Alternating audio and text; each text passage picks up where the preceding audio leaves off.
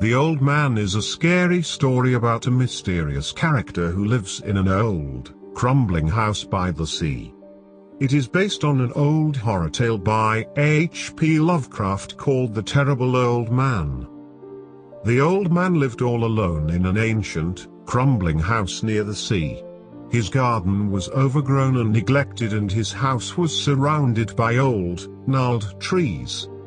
He was a recluse and rarely ventured out of his home. No one knew his name or where he came from. Those who saw him said he had long black hair, a wrinkled, leathery face and dark, piercing eyes. Sometimes, neighbors would see him hobbling around on a cane. The old man was rumored to be both extremely rich and extremely feeble. There were rumors that he kept a fortune in gold hidden away somewhere in his dusty abode. Young boys loved to taunt the old man, shouting at him and calling him names whenever they passed his house. Sometimes they would even throw rocks at his house and break the window panes of his dwelling. Occasionally, some of the older kids would steal up to the house and peer in through the dusty windows just to catch a glimpse of him. One night, 3 criminals decided to rob the old man. They parked their car outside his house and sat there in the darkness, waiting until the time was right. Their plan was to threaten the old man and make him tell them where his fortune was hidden.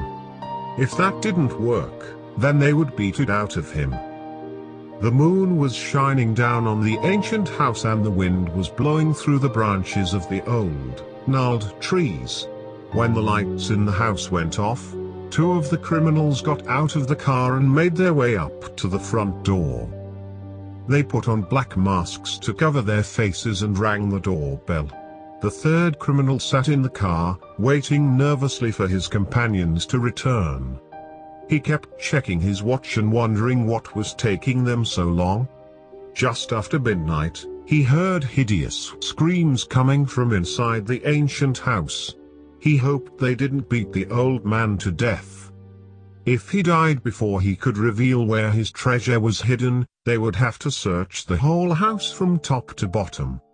That could take all night. Just then, he heard footsteps coming down the path and the sound of someone opening the lock on the gate. In the dim glow of the street lights, he strained his eyes to see, but when he looked, he didn't see what he had expected. The next morning, an abandoned car was found parked outside the old man's house.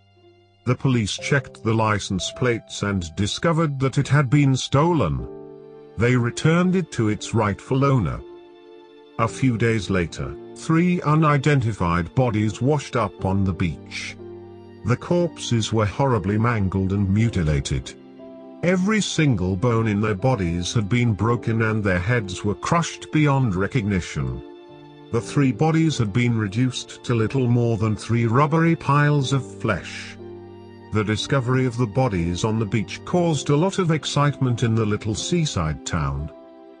That summer, it was all anyone could talk about and nobody could figure out who they were or what had happened to them.